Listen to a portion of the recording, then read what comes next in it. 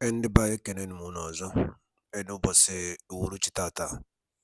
Daalụ niile unu si wee na-esoro anyị ya na-eme n'iru akwụkwọ na Eastern News 24.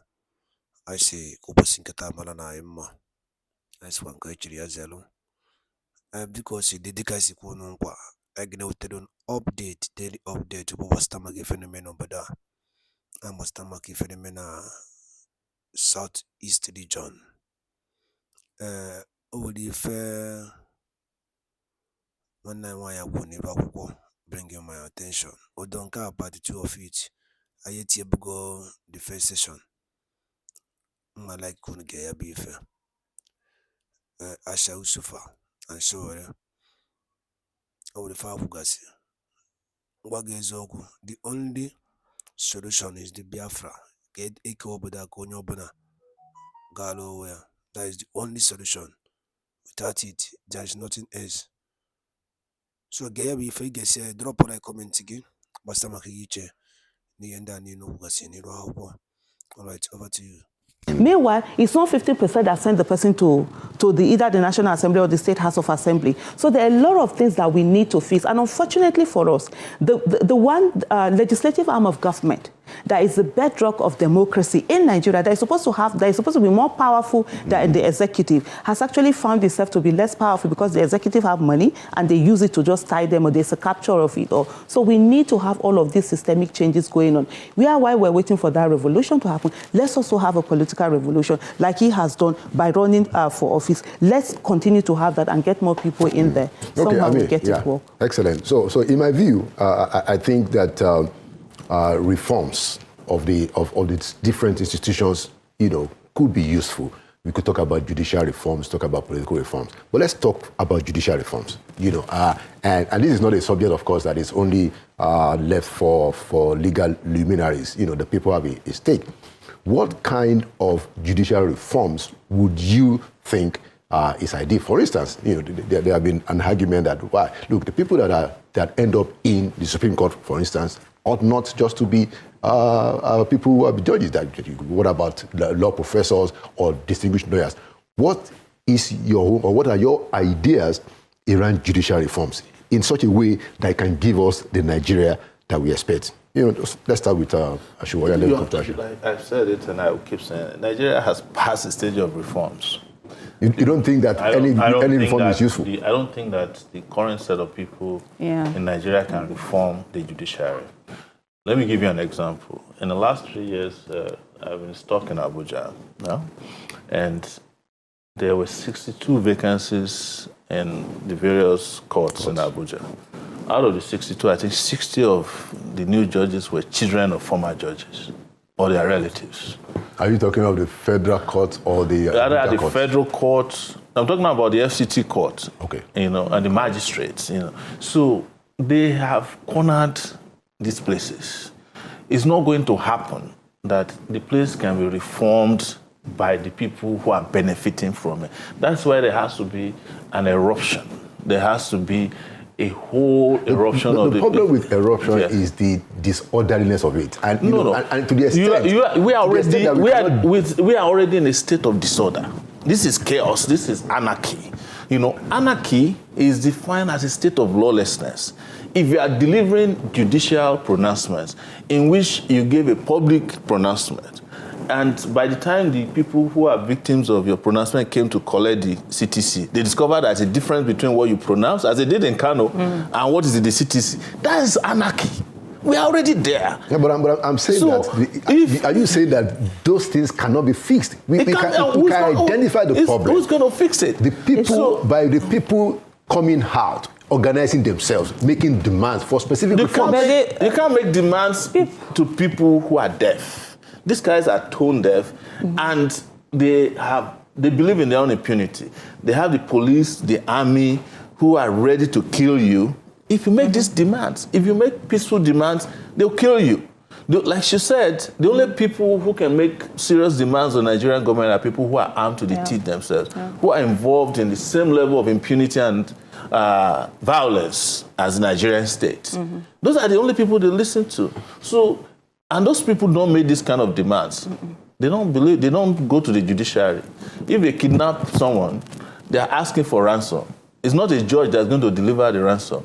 If they have enough ransom and you put them in front of a judge, the judge will let them go because the judge will collect part of the ransom.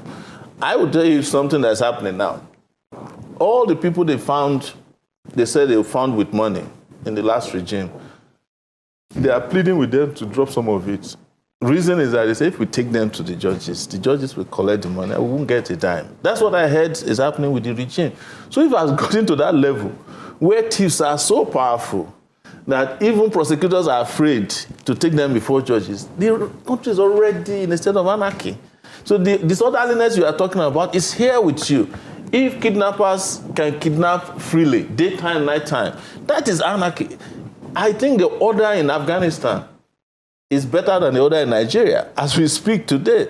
Even though all of us were afraid 2 years ago that Afghanistan is going back to Taliban and they'll kill everybody there.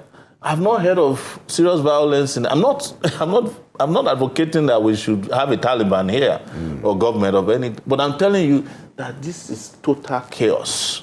The chaos that can only be envisaged if there is no governance, if there is no order. You know. Okay. So where we start from is that, you don't fix something that is not broken. So when you're talking about reform means that, there's something that is not working and you need to fix it. Yeah. The people who are supposed to fix it, it's working for them. So the state that we have right now, and that's what Sowore is also talking about, it's working for them. They're enjoying it. So there's no reform that they will be looking at to make in terms of judicial reform or any of that, the set of people. And that's why we need to have the kind of people that will focus more on the nation rather than on their own selfish interests. And what part of the thing he also said, how do we even get these judges to be judges, the magistrate and all of that? How do they get in there? What's the process that they seem to get? And the CJN also, like the office of the CJN, there's too much power in that whole office. And the only way we can get that, the legislative arm, of course, that will be able to help us to do that, they can't. They won't do it because it favors them. They'll be able to use one thing or the other. What about if the people insist and put pressure on the legislature to do the right thing? So the people, that's also like what he said. The people insisting, how do they insist? They insist by coming out and voicing. They insist by protesting. They insist by, but you know what? The Nigerian government always behaves like a terrorist government. When people come out on armed citizens, they kill them. We saw what happened October 2020. Young people were singing the national anthem. They held the flag of Nigeria. And yet, the Nigerian state went there with military and killed them. Not only killed them, still gaslighting that it never happened. So how are people supposed to come out when they're being killed when they come out? And then the only people that the government is ready to listen to are the people who take up arms against the state. For law-abiding citizens, every day, you see the way they dehumanize you, the way they come out, they kill you. They're doing election, they're bringing out election results. They brought out military tankers all over the ICC building. All over. But where are those military tankers when kidnappers are taking our children and killing them because the people didn't pay ransom? They are nowhere to be found. The Nigerians, the security agencies in Nigeria, their allegiance is always to the president, even if it's an illegitimate one, and the ruling party, rather than to the people of Nigeria and the constitution. So that's a major problem that we have. People want to protest. They come out to protest. They are being killed. So there's nothing out of it. And this state that we are in now, and if we do nothing, it's going to worsen. We have religion keeping people down. They will use tradition. They will use all sorts of things to tell you not to speak out. But people are being killed. And then people are being told that, inshallah, it won't be them. In Jesus' name, it won't be their portion. I wonder the people who are being killed, whose portion it is. If we do nothing, every one of us, we are all victims waiting to happen. Yesterday's victims were once survivors. Today's victims were yesterday's survivors. And tomorrow's victims will be today's survivors. The people that have been killed will not be killed again. The next to be killed are those of us that are alive. And Nigerians need to understand this thing is not, we're not going to wish it away. We don't have the patent to prayers. We're not going to pray it away because God will not do for us what he has given us the capacity for us to do for ourselves. Fixing Nigeria, God has given us that capacity. So if we lack and do nothing, I will stay in our houses and we keep praying, then this whole thing will continue and it's not going to end. We're already on the path of chaos. So it's not left for the people to decide. Are they going to stand up against the people who have held this country ransom, because there are few of them. And if we come out in our numbers, of course, we will get that country that we want. But a lot of people are afraid. But something we give that will break that fear, and nobody will call for it, like I said earlier. The people will find themselves on the street. Beyond the protest, which is important, there are times when we, but in terms of, working within the limits of the law, since we are not going to break the law, we're not going to ask people to break the law, both of you have considered that. What else can we do in getting the critical mass of our people to be educated between now and the next election, to be empowered? So I mean, I take all the points about, they are not going to change it, people moved, people got involved in 2023.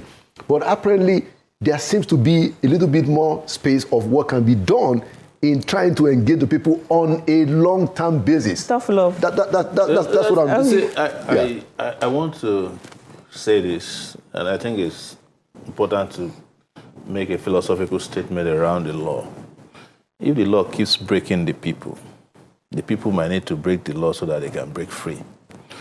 Apartheid was legal in South Africa, but it was breaking South Africans until they broke it. Slavery was legal. In fact, not only was it legal, slavery is also ecclesiastical. It's in the Bible that you should respect your master. But when slavery was breaking people had to break the law of slavery. So if the Nigerian law keeps breaking the Nigerian people may need to break the part of the law that keeps them broken all the time. And that is why I keep advocating mobilization that do not come only during elections.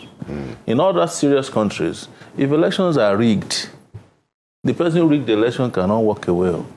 You get my point. Yeah. And I had the issue with the Labour Party and where Aisha was with. They mobilized. They also were demobilizing when they should keep mobilizing. I don't see any reason why they sat back after it was known that there was, I said, I know there was no election. But whatever they believed took place. And they ought not to have stopped there. They ought to have been complete mobilization and the shutdown of the system. The system was ready for that shutdown. But then they said, hey, don't fight.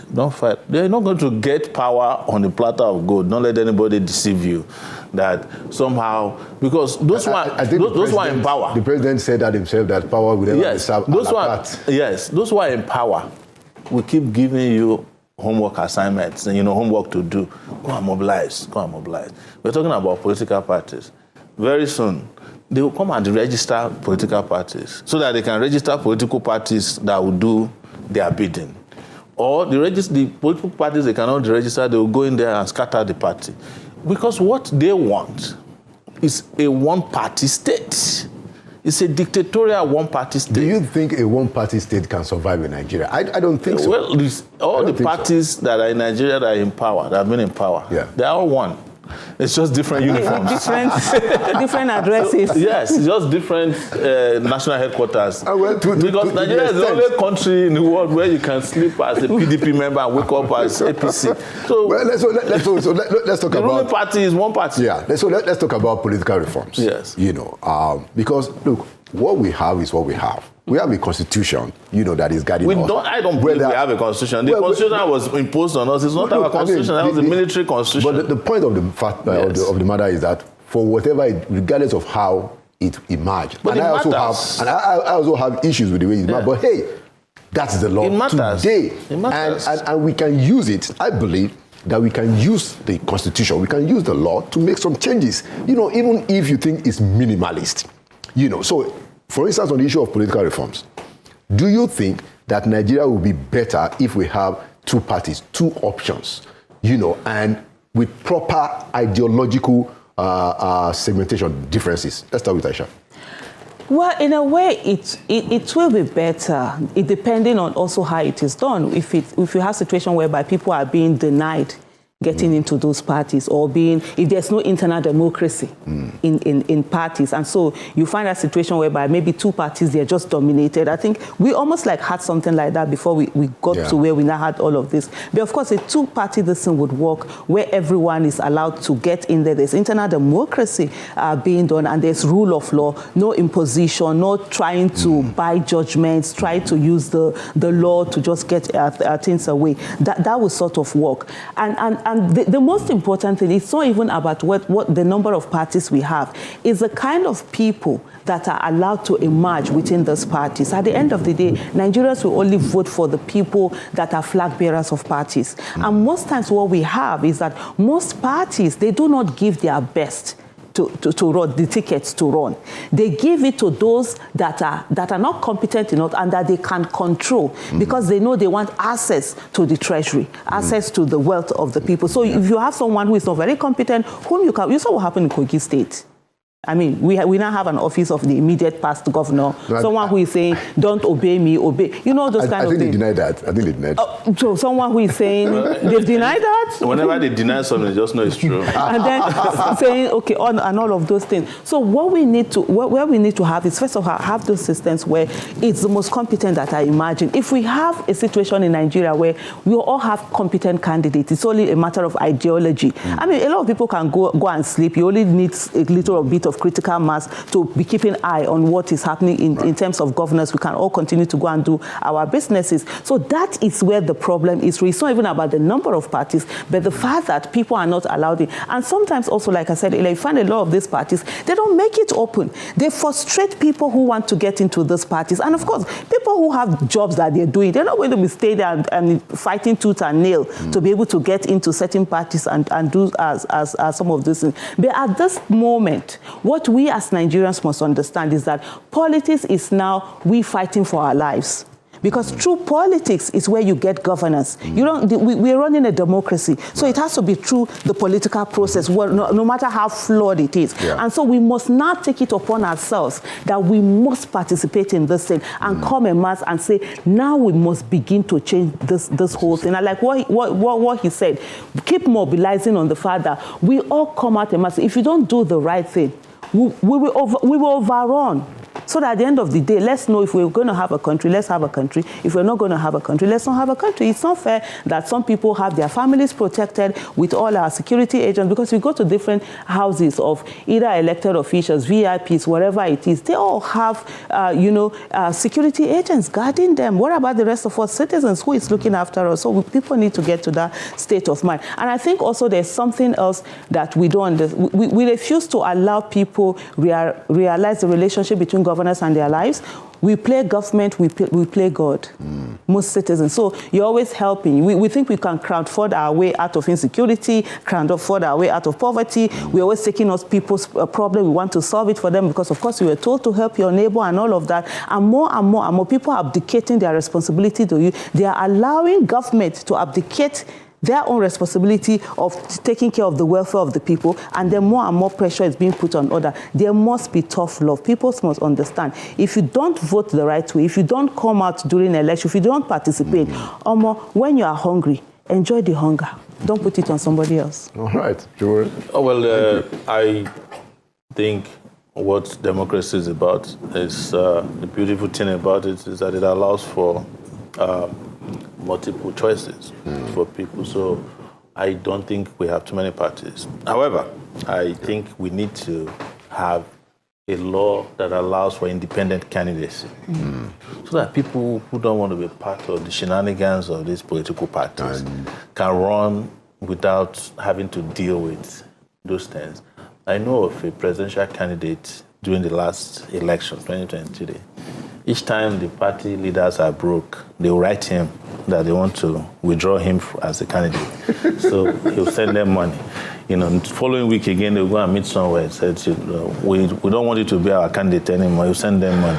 Because, like she said, most of the party leaders don't have a second job. But that's not a major party. Where they have? Well, it was a major party. Wow. Yes. There were only 18 parties in this last election. So it wasn't like the 79 parties in 2019. So it was a major party. But that's how they operate.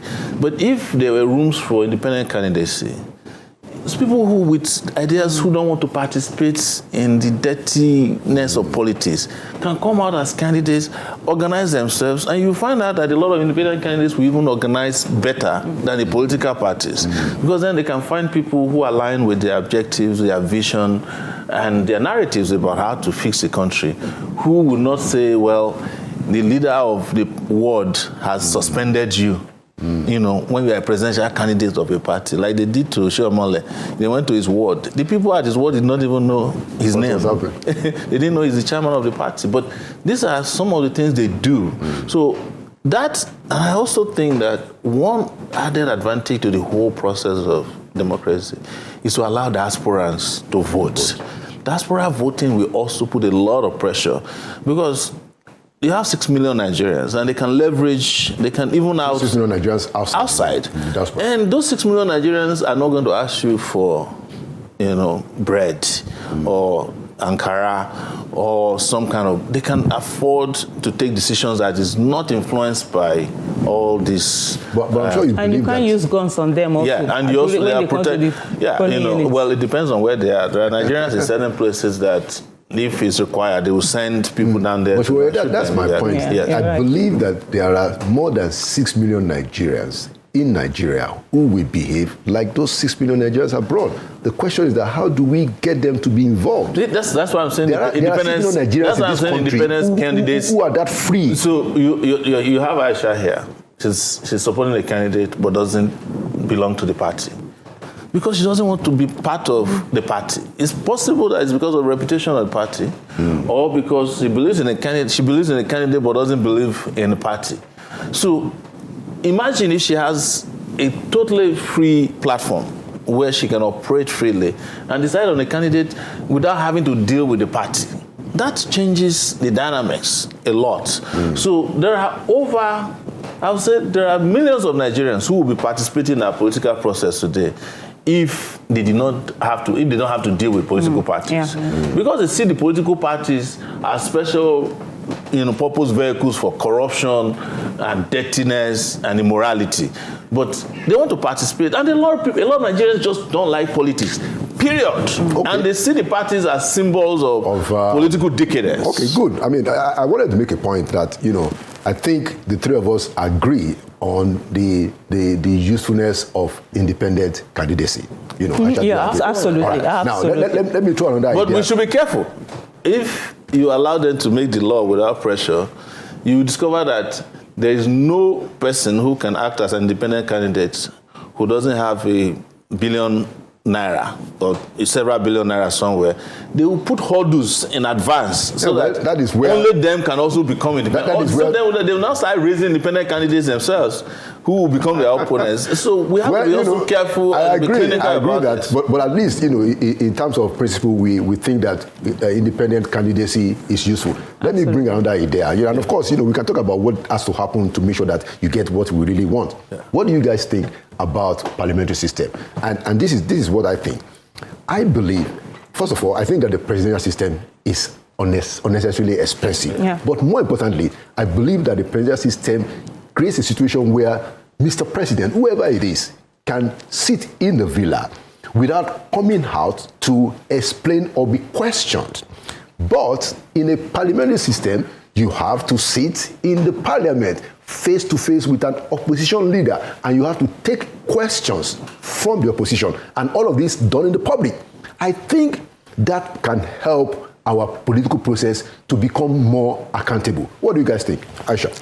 Okay, so for me, straight off, I would say that we are not doing, the presidential system itself, we are not doing true federalism. So that's the thing about Nigeria. We have all sorts of things. We copy something, we are doing it, we are not doing it very well. But I totally agree with you. For me, the parliamentary system works better for me. In the sense that it's less expensive compared to the presidential system. And if you have like ministers and all of that, you're not going to be bringing in new people. They're all lawmakers. It's, you know, first among equals. They are all sitting down there. They are all lawmakers. Even if they remove you, probably as a minister or something like that, you just go back there. You're there. You're sitting down there. You continue what you're doing. For me, I think think it's something that would work better than what we currently have right now. But the thing is that whatever kind of system that you bring in, if you have the same kind of people who are ready, who are not accountable, because rule of law is everything. Even the parliamentary system that is working in other countries, the way it's working, if you bring it out to Nigeria, they will rubbish it. They will find a way to do what they want to do. If they don't want to talk to us, they won't. They will even publicize it. They will say they won't meet. And if citizens are sitting there a bit, those are not doing anything about it, they get away with it, because at the end of the day, absolute power would always corrupt absolutely. But personally, I am more interested in the parliamentary system than I am of the presidential system. I think for a federal system, for a system that is as diverse as Nigeria, I still prefer the presidential system of government. Those who practice parliamentary system are usually societies that don't have our kind of diversity. So, and also population is also very important. The reason why we opted for presidential system is because it has layers and layers of government. You know, you have a local government, you have state government, and all of them have parliaments. I think if our problem is that it's too expensive, there are things we should do immediately. I personally don't think we need bicameral legislative system. You know, I think Nigeria should be okay with a Senate of 109 people. Or House of Reps. House of Rep is even too expensive. Okay, because of the number. Yes. Just have 100. I used to think we should have House of Rep and all, but at the end of the day, all of them combined together are not doing anything. They don't even go to work. Everything. Even the thing that their electronic voting system, they deactivated it because they don't want people to know how they are voting. Not because they don't want people to know that, it's because they also don't come to work. These are things that people should become aware of. Yes. And be mobilizing and pressurizing on. So first, get rid of the bicameral legislative system. Let's have 109 senators. All right? And let them represent, you know, there are different constituencies. Just a minute. Yes. So, do you agree, Aisha, with bicameral? Yeah, unicameral, yeah. Unicameral. Yes, I totally agree with him. What we have is too much. So if you have a unicameral legislative system, you can also always, you see, it's the parliamentary system that brings the president or the prime minister to, is the same we have here. These people are also supposed to bring the president whenever they want. But they don't do it because the thing is that under the parliamentary, the prime minister is a member. And he's going to be faced every day of his life in government by the opposition leader. But here, like Aisha rightly told you, if we bring it here, they will take the parliament to the president's house. Right. And they will close the door. I tell you, I don't think they're having a plenary. That bad. It's worse. It's worse. You know, do you know how your legislator is voting in the National Assembly? Exactly. No, you don't. Yeah. Because it's not transparent. But the information is public. You can find out. It's not, you can't find out Who how they are voting. Who? You know the general. You can have a general idea of. But when they want to do the voting, you know, the thing is that there's supposed to be an election.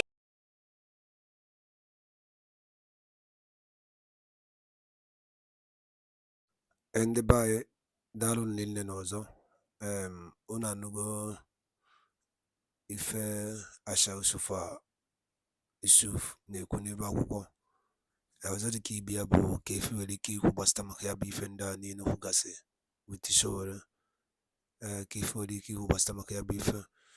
Chitania Eastern is 24 Kais for when you do Nozia. Kabakwari drop your own comment if you cello. Pastamaki and Dani Akawagasi Ugasi Niruakuko about Nigeria fair state. That no one came